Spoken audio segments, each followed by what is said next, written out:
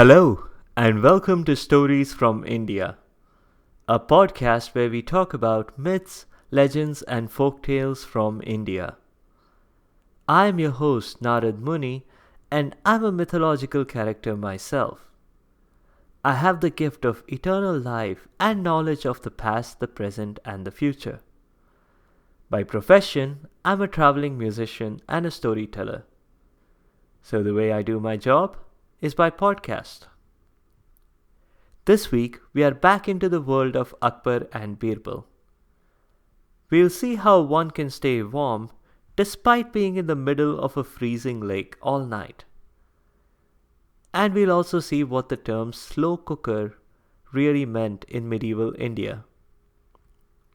The character this week is the sister of Ram and Laxman. Most people are unaware of her, and for a very good reason. She does not appear in most versions of the Ramayana. If you haven't heard earlier Akbar and Birbal stories, do check them out. Episode 9, A Clever Minister in King Akbar's Court, and Episode 10, The Great Detective. But all of these Akbar and Birbal stories are standalone, so strictly speaking, you don't need to. The premise of all these stories is that Birbal is a minister in Emperor Akbar's court. And he is one smart cookie. Akbar is often confronted with what seems to be an unsolvable problem. And always, it's Birbal who gets them out of the soup. Very much like Jeeves and Wooster from P.G. Woodhouse's books. Or sometimes, Akbar manufactures the problem himself, very much not like Bertie Wooster. Our story begins on a cool winter evening as Akbar and Birbal were taking a stroll. They came to a little pond. Akbar said that he really felt like taking a dip. Yeah, like I've been saying, eccentric. Your Majesty, are you really sure? Asked Birbal. The water looks quite cold. Akbar had already taken off his shoes at this point. He paused. How cold? He asked. Birbal dipped his hand in the water and said, It's not exactly icy, but this is about as cold as it gets in the tropics. Akbar dipped a toe himself. And he had to agree. This is pretty ghastly. I bet it's a new ice age. Birbal made a silent mental note to instruct the Minister of Meteorology to present alternative facts proving Akbar's ice age theory. In fact, continued Akbar, this is far too cold for man or beast. I bet no one could stand it. Ah, there I must contradict you, Your Majesty. I wager I could find someone who could stand in this water all night. No way, you're on, said the Emperor. Let's have the bet for, say, 1,000 gold coins. This was pocket change for someone who was the ruler of most of India. Birbal quickly went about looking for just such a person, and returned in 5 minutes. He found someone who was poor and desperate enough to audition for this game of fear factor. Let's call him Bahadur. The bet between the king and his courtier may remind you of Tenali Raman. But unlike Tenali Raman, Birbal was generous enough to promise the entire reward, the 1,000 gold coins to Bahadur. 1,000 gold coins was a lot of money in those days, just as it is today. Bahadur gladly accepted. He waded into the middle of the pond and stayed there. Do not attempt this at home. You will almost certainly fall sick.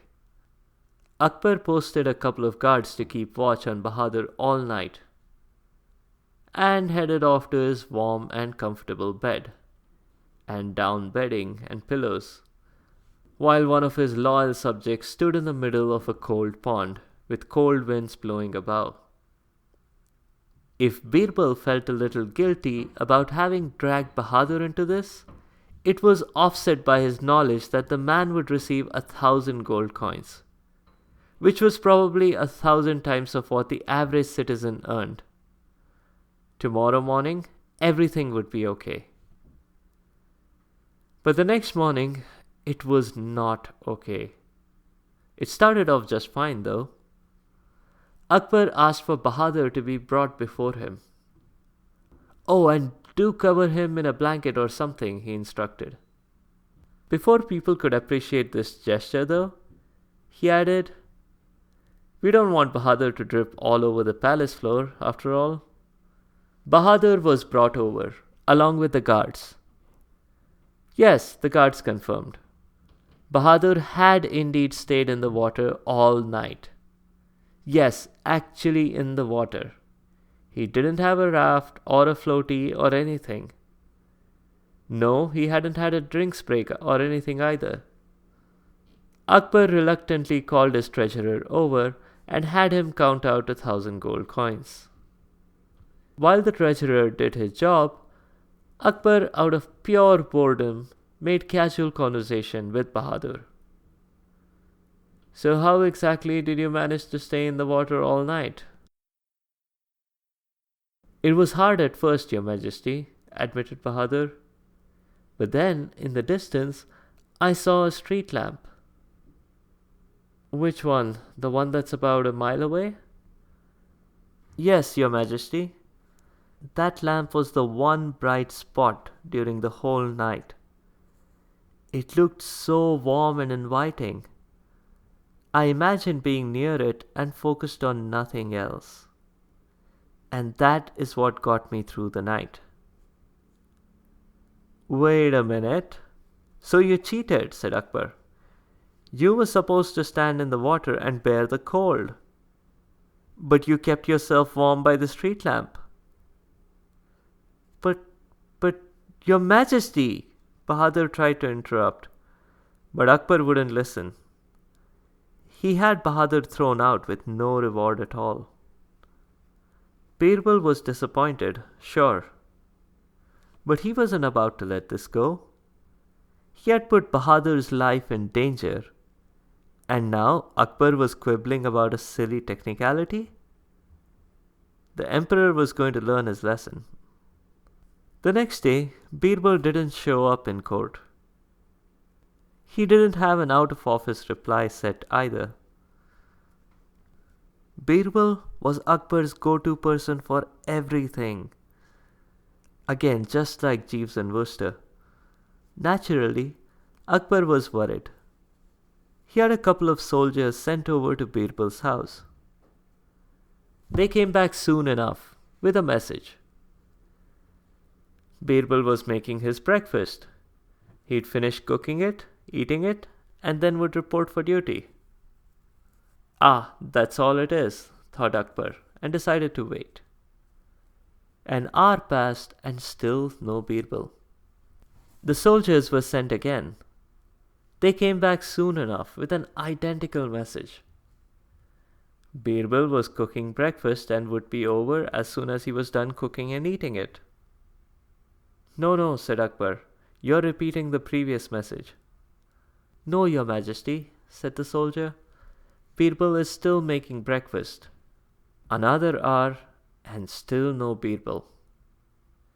Akbar was incredibly annoyed now. He had to go see for himself what Birbal was doing for so long. On the way, he picked up some bagels and coffee from Dunkin' Donuts. Because, a backup plan.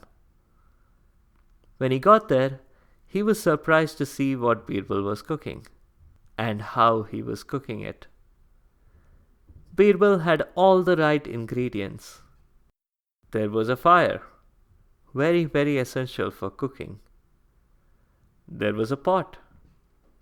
It had all the raw ingredients in it, and probably all in the right proportion. But Akbar thought he could spot where the flaw was. "Birbal," he said, "you've hung the pot too far from the flame." The pot is supposed to be on the flame, not hanging 5 feet in the air above it. Even I know that much, though I've never cooked anything in my life. Why won't this work, Your Majesty? Asked Birbal. Because of thermodynamics, said Akbar. You know, the principles of heat transfer. You really ought to know all these things yourself without me having to tell you. There are 3 kinds: conduction, convection, and radiation. When you place the pot right on the flame, it's conduction. A much better way of transferring heat than radiation, which is what you're doing here. Your Majesty is such an expert, said Birbal. Could you please also explain one more thing? How did Bahadur in the pond receive warmth from a street lamp a mile away? Akbar had cleanly walked into the trap. He had no answer to this. He didn't have a choice. He had to cough up the 1,000 gold coins after all of which Birbal promptly handed over to Bahadur. That's it for now. Some notes on the show. Before you feel too bad for Bahadur, who had to stand all night in the water, keep in mind that in a mostly tropical country like India, the water was nowhere near freezing. That is not to say that it was okay to subject Bahadur to this sort of a dare. Bahadur is a Hindi word sort of synonymous with daredevil. The character this week is the sister of Ram and Laxman. Most people don't know that she existed. She doesn't appear in most versions of the Ramayana. Shanta was Dasharath and Kaushalya's daughter. She was given up for adoption. No reason specified. Her adoptive father was King Lomapad. We've encountered these characters before in episode 7, Kingdom by Horse. But King Lomapad was a spoiled brat, and his spoiled brattiness caused the whole kingdom to be in drought. Lomapad at this point sought Rishyashringa, who was this rishi who lived in the forest and who could work some magic. But Rishyashringa was a hermit, a loner. He didn't really want to step out of his comfortable life, where he could go by for years and years without talking or hearing anyone. Lomapad sent Shanta over to Rishyashringa's hut, hoping that she would impress him and play the sympathy card and get him to help the king out of his difficult position. Well, she did impress him. Quite a bit. So much so that she ended up marrying Rishyashringa. Later, when Dasharath sought Rishyashringa's help, part of the reason the rishi may have agreed was probably that Dasharath was after all his father-in-law. That's it for this week.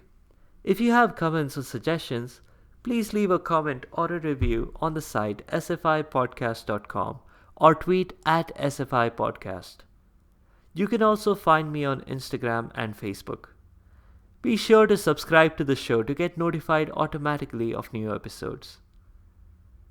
Thanks to all you listeners for your continued support. The music is from purpleplanet.com. That's purple-planet.com. Next week, we'll do a folktale from Madhya Pradesh, which is a state right in the heart of India. It's about a magic cow that makes gold every time it goes to the bathroom, and a bowl that can make any kind of food appear. The character next week is someone whom we've encountered a lot on this podcast. It's my dad, Brahma the Creator.